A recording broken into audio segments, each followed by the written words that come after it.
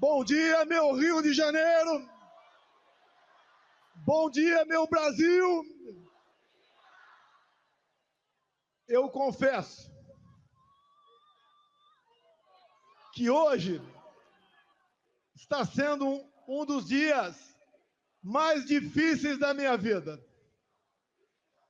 Que nós vamos falar aqui sobre a vida de inocentes.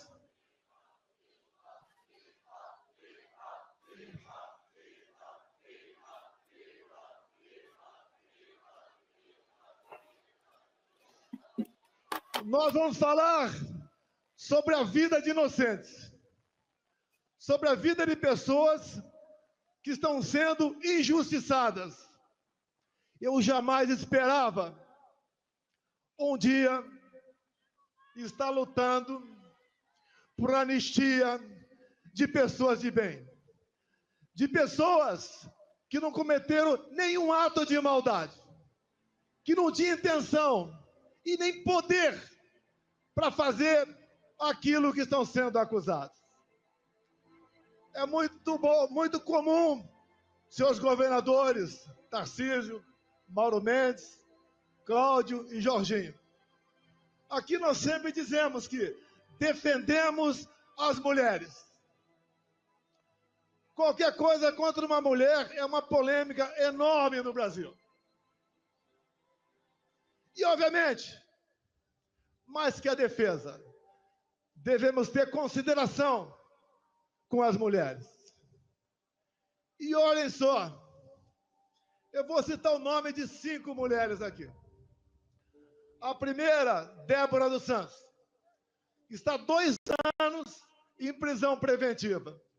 Está sendo julgada nesse momento em plenário virtual. Todo mundo está esperando mais uma condenação, com uma pesada pena. Eu peço a Deus que isso não ocorra. Temos também a senhora Valdete Ferreira, 73 anos de idade. Condenação, Cláudio Castro, 11 anos de cadeia. Temos também a senhora Iraci Naguchi, 71 anos de idade. Condenação, Tarcísio, 14 anos de cadeia. Temos aqui de Santa Catarina, Jorginho, a senhora Fátima de Souza, 67 anos de idade. Condenação, 17 anos de cadeia. E a última aqui, eu cito Mauro Mendes, que é de Mato Grosso, mas a senhora do Ceará, senhora Francisca Ildete, 62 anos de idade. Condenação, 13 anos de cadeia. E mais dezenas de condenações. Homens, avós, jovens mulheres, mães que acordam e dormem sem dar um beijo nos seus filhos. Como faltou aqui agora, como havia combinado com o Bruno Scheid, trazer uma senhora de Ji-Paraná, Rondônia. Essa senhora tem 6 filhos. O mais velho, 10 anos. O mais novo, 10 meses. O marido, um caminhoneiro, que chegou num frete de Rondônia, naquele fatídico domingo de 8 de janeiro, lá em Brasília. Tomou um banho e foi para a esplanada. Acabou sendo pego. Condenação, 14 anos de cadeia.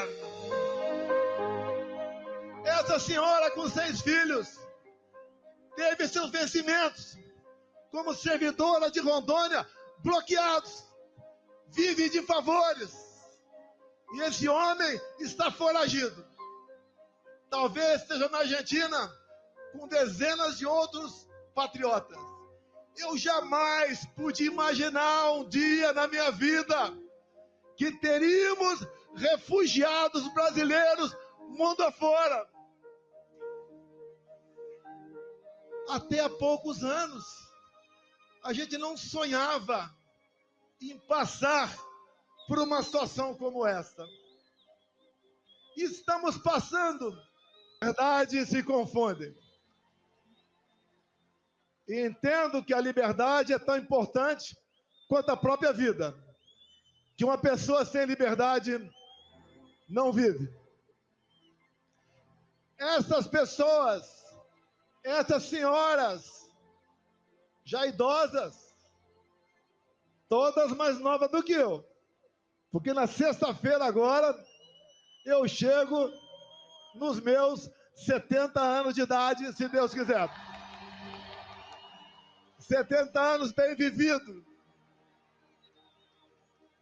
Algumas tribulações, mas a satisfação e a consciência de estar ajudando o seu país a sair da escuridão. Essas pessoas que eu citei aqui, senhoras idosas, acusações, entre outras,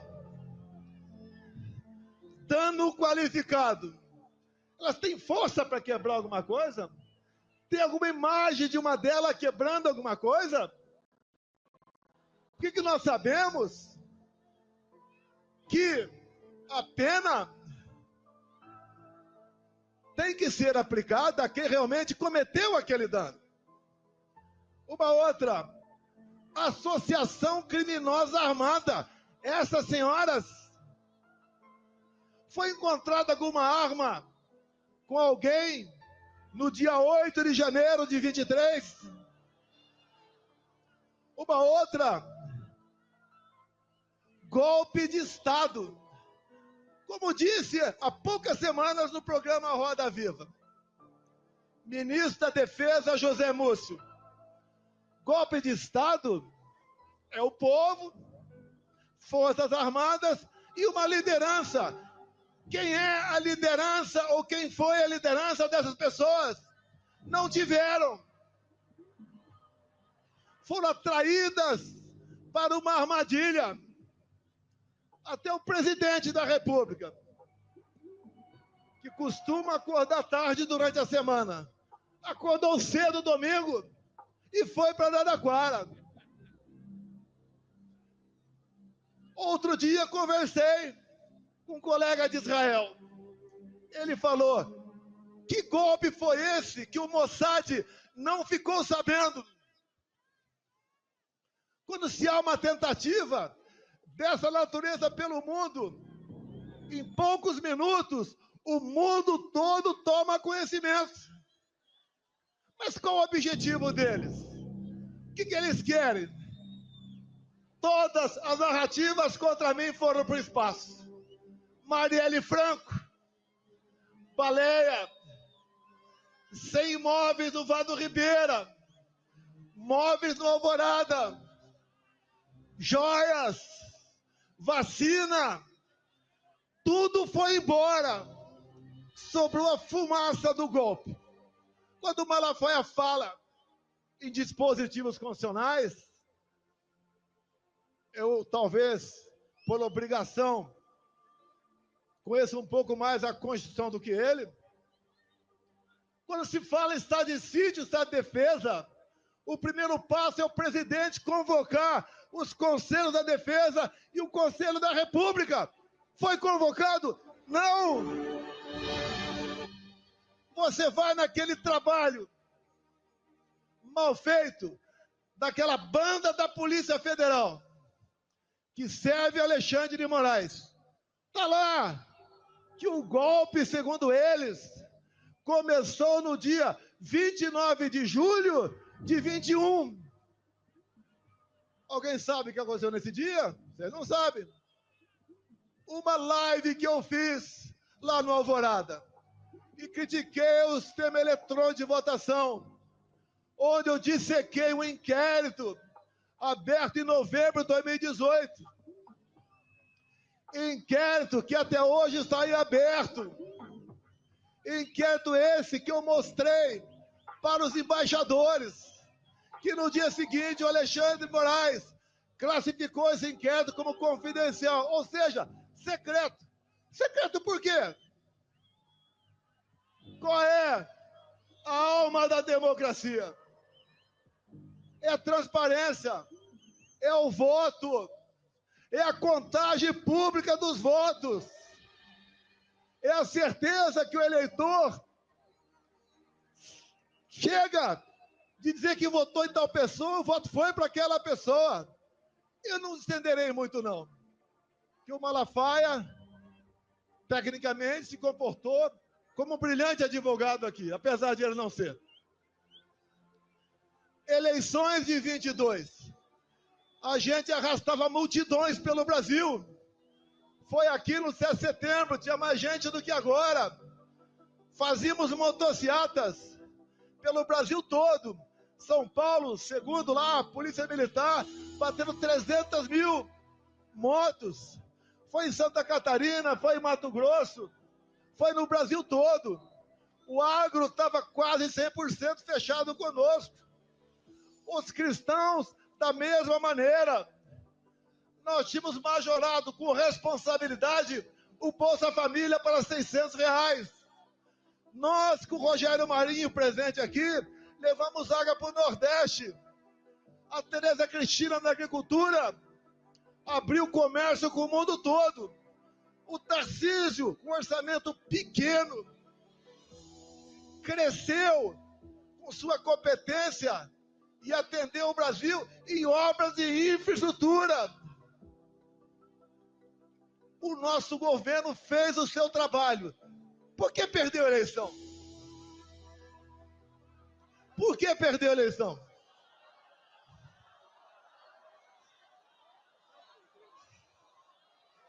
Será que a resposta está no inquérito 1361, secreto até hoje? Eu cometo um crime. Tranquilo. Se a Rede Globo de televisão me convidar para, a exemplo do que tive no Flow agora, 3 horas ao vivo. Rede Globo, 3 horas ao vivo. Vocês perguntem o que bem entender. Eu quero 30 minutos para falar do Brasil, mas pergunte o que bem entender. E eu abro esse inquérito secreto ao vivo na TV Globo. Não sei se meus advogados conseguirão esse inquérito. Mas se a divulgação do inquérito foi o início do golpe, o povo tem que saber o que está nesse inquérito.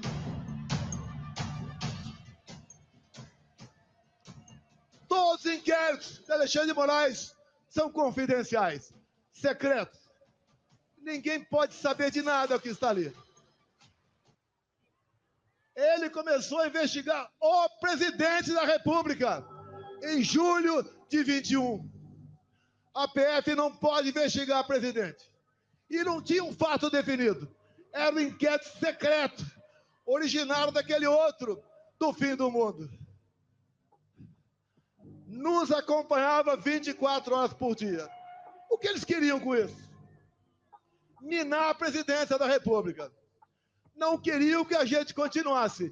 E houve, sim, mão pesada do Alexandre de Moraes por ocasião das eleições de 22.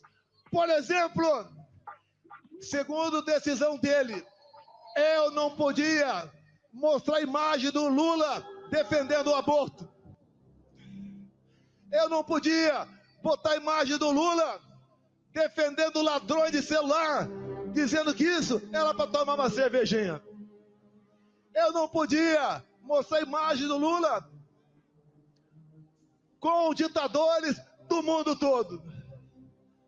Eu não pude mostrar o Lula em 2009 no Irã defendendo o enriquecimento de urânio para aquele país e o Lula dizendo que era para fins pacíficos. E nós sabemos, o que o Irã sempre quis foi varrer Israel do mapa. Eu não pude mostrar imagens do 7 de setembro. Eu não pude mostrar imagens do cortejo fúnebre da rainha da Inglaterra. Eu não pude mostrar trechos das minhas falas por ocasião da ONU. Ele fez uma campanha para menores de 16 e 17 anos tirar título. E essa garotada dessa faixa etária, a tendência é sempre votar na esquerda. Mais de 4 milhões de votos aí. Pelo menos 2 milhões para o outro lado. Nos foi retirado 1,5 milhão de inserções de rádio por ocasião das eleições. O outro lado podia fazer tudo. Me chamava de misógino, de fascista, de nazista, até de pedófilo os caras me chamaram. De assassino da Marielle Franco. Podia tudo. E nós vimos de uma pandemia e de uma guerra. E nós demos tudo pelo Brasil. Se não fosse a excelente qualidade dos meus ministros e teus assessores, o Brasil tinha afundado na economia. Mas foi diferente. Atendemos os mais humildes com auxílio emergencial. Compramos 600 milhões de doses de vacina para quem quis tomar. Não exigi de ninguém. Não cobrei cartão vacinal. E o mundo está vendo agora o que foi aquele período, em especial, um relatório do Congresso americano de 500 páginas sobre o assunto. A verdade dói e pode tardar, mas ela não falha. Essas pessoas que estão presas, homens e mulheres, idosos, jovens mães, esse é o motivo desse nosso encontro aqui hoje em Copacabana. Mas o que eles querem no final das contas? Como o ministro disse há pouco tempo, nós derrotamos o bolsonarismo. O que eles querem? Como viram que a questão da inelegibilidade dá para ser alterada. Afinal de contas, me tornaram inelegível por quê? Pegaram dinheiro na minha cueca? Alguma caixa de dinheiro no meu apartamento? Algum desfalque estatal? Porque me reuni com embaixadores. E a outra, porque subi no carro de som do Silas Malafaia. A primeira, abuso de poder político. Não ganhei nenhum voto com aquilo. A outra, abuso de poder econômico. Não gastei nem um centavo com isso também. O que eles querem? É uma condenação. Se é 17 anos para as pessoas humildes, é para justificar 28 anos para mim. Não vou sair do Brasil. A minha vida estaria muito mais tranquila se eu estivesse do lado deles. Infelizmente, quem prejulga e julga e faz maldade contra o povo, não posso estar do lado dessas pessoas. Escolhi o lado mais difícil, o lado do meu povo brasileiro. Não tenho obsessão pelo poder. Eu tenho paixão pelo meu Brasil. Se algo na covardia acontecer comigo, continue lutando. O que eles querem aqui no Brasil é fazer igual a Venezuela. Lá foi implementado o voto impresso por pressão do governo Biden. E a primeira vez que teve eleições com voto impresso lá na Venezuela, o que aconteceu? Primeiro, o Maduro tirou da sua frente a sua oposição. Tornou Maria Corina e Capriles inelegíveis por 15 anos. Qual a acusação? Atos antidemocráticos. Alguma semelhança com o Brasil? Quando eles querem me tirar por uma condenação, já que a inelegibilidade está ameaçada para eles, inventam uma historinha de golpe. Que golpe é esse que eu tenho que provar que não dei? E tem que ser o contrário. Eles têm que provar que eu tentei. Queria dizer que o golpe começou no dia 29 de julho de 21 e terminou no dia 8 de janeiro de 23. Ninguém engole essa história. E só não foi perfeito essa historinha de golpe para eles, porque eu estava nos Estados Unidos. Se tivesse aqui, estaria preso até hoje, ou quem sabe, morto por eles. Eu vou ser um problema para eles, preso ou morto. Mas eu deixo acesa a chama da esperança, da libertação do nosso povo. Afinal, o Brasil é um país fantástico. Desculpem o pessoal lá de Israel. Aqui é a terra prometida. Aqui é a terra de Deus. Aqui temos gente do mundo todo. E não vai ser uma pessoa que vai nos derrotar, que vai nos intimidar. E agora, indo para o encerramento, senhores deputados federais, senhores senadores, parte presente aqui, nós temos um compromisso que está no coração de qualquer um de vocês. É buscar anistia aos nossos irmãos e irmãs que estão presas nesse momento. Não podemos entender que continuemos tendo órfãos de pais vivos pelo Brasil. Não existe maldade maior do que essa. Hoje, por levantamento, já temos voto suficiente para aprovar na Câmara. Como disse aqui Rodrigo Valadares, lá de Sergipe, que é o relator dessa proposta, e também o sócio de Cavalcante, que é o líder do nosso partido lá na Câmara. Nós seremos vitoriosos. Nós veremos aparecer a justiça, se não é para aquele outro poder que existe para isso, pelo poder legislativo, que até o Lula vete. Nós derrubaremos o veto.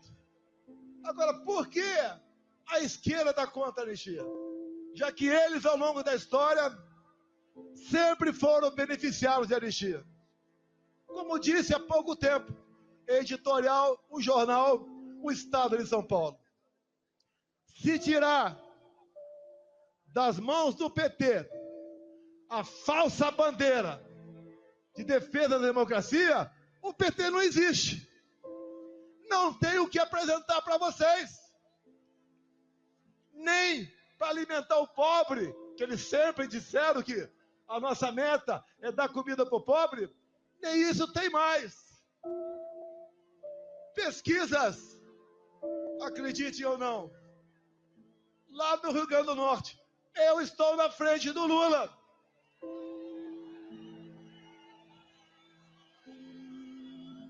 Indo para o encerramento, façamos comparações. Compara o nosso governo de poucos anos com o atual. Dá para comparar. Dá para comparar. Na infraestrutura, o atual ministro do PT com Tarcísio de Freitas.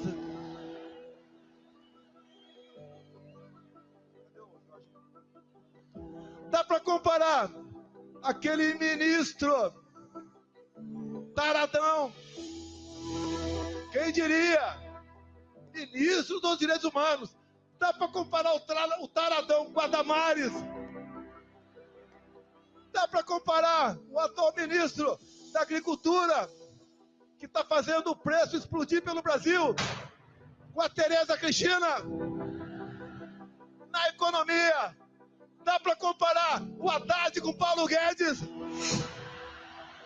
Dá para comparar Janja com a Michele. Nada dá para fazer comparação com esse governo. E a gente se pergunta o tempo todo: quem tirou esse cara da cadeia? Quem anulou os julgamentos? Quem trabalhou no escurinho do cinema para colocá-lo na presidência da República? Esses que fizeram esse trabalho dizem: salvamos a democracia.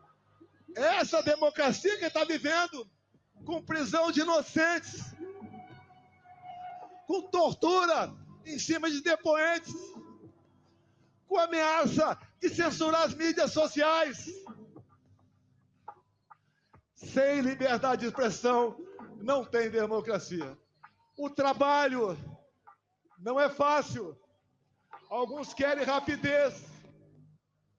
Mas creio que o que está acontecendo vai servir de musculatura para todos, para que nós brevemente possamos dizer aqui no Brasil: eu vivo num país democrático.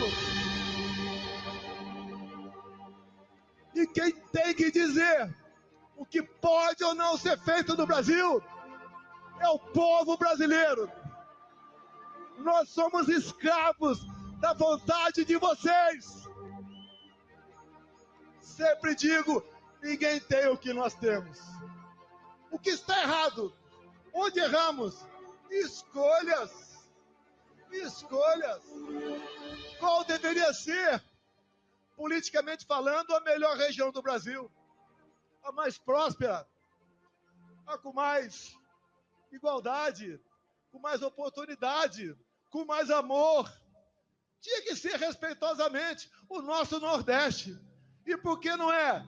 Não é porque o PT está 20 anos lá, roubando o nordestino, sonegando educação para eles.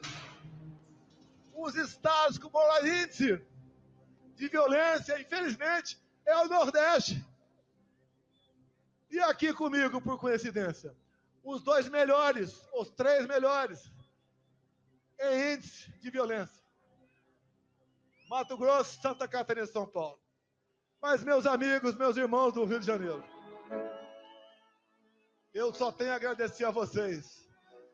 Desde que vocês acolheram esse jovem garoto caipira em 73, lá em Resende, na Academia Militar.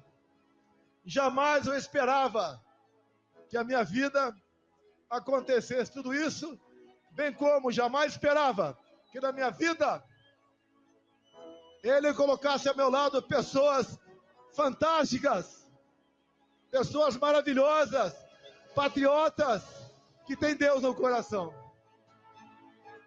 O meu ciclo vai se esgotar um dia, mas nós estamos deixando muitas pessoas capazes de me substituir no futuro. Por lá de lá, não tem nenhuma liderança. Por lá de lá, não tem o que falar para se apresentar junto a vocês. Nós acreditamos no futuro do nosso Brasil. E o último ato aqui, esta senhora que está do meu lado e as suas 2 filhas. Aqui é a viúva do Crezão.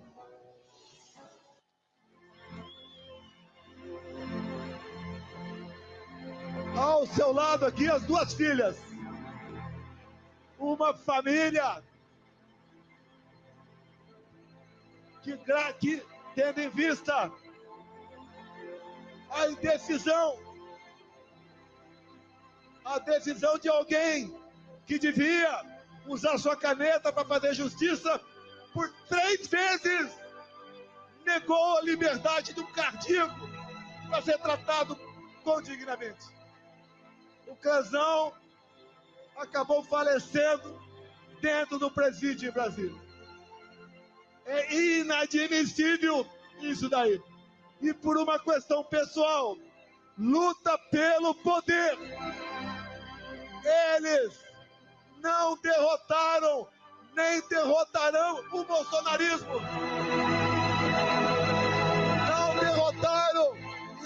derrotarão aqueles que defendem Deus, pátria, família e liberdade. Nós estamos mais fortes. E peço a vocês, por ocasião das eleições do ano que vem, me deem 50% da Câmara e 50% do Senado, que eu mudo os destinos do nosso Brasil.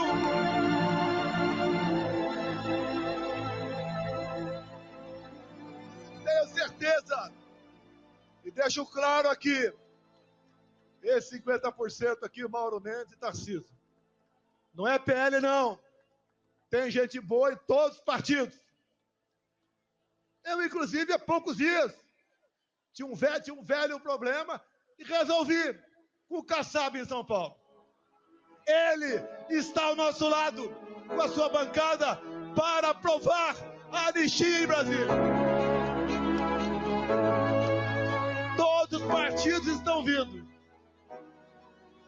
A população cada vez mais está consciente da maldade que foi e que está sendo com os presos de 8 de janeiro. Vai ser uma data para ser esquecida para sempre. As marcas perdurarão para sempre, mas uma data para ser esquecida ou conhecida por uma minoria que, usando o poder da sua caneta, tentou jogar o Brasil nos braços de uma ditadura que vocês sabem como ela começa e como ela termina. Ainda dá tempo. O Brasil precisa de cada um de vocês. No próximo dia 6, estaremos na Paulista, em São Paulo. Depois iremos para o Nordeste. Talvez Aracaju, do deputado relator. E assim, nós vamos ganhando força. E com a verdade ao nosso lado, vamos mostrando que o Brasil tem sim de verdade. E dizer àqueles que não gostam de mim, lá de Brasília: eleições sem Bolsonaro é negar a democracia no Brasil. Se eu sou tão ruim assim, me derrote. E uma esperança para nós: o TSE, Tribunal Superior Eleitoral, por ocasião das eleições do ano que vem, será um tribunal isento, diferente daquele que conduziu as eleições em 2022. Muito obrigado a todos vocês. Obrigado a Deus pela minha segunda vida. Obrigado a esse povo maravilhoso que cada vez mais se interessa por política, que cada vez mais fala em valores e princípios. Para esse povo que está mudando o destino do nosso Brasil. Muito obrigado. Brasil acima de tudo. Brasil acima de tudo.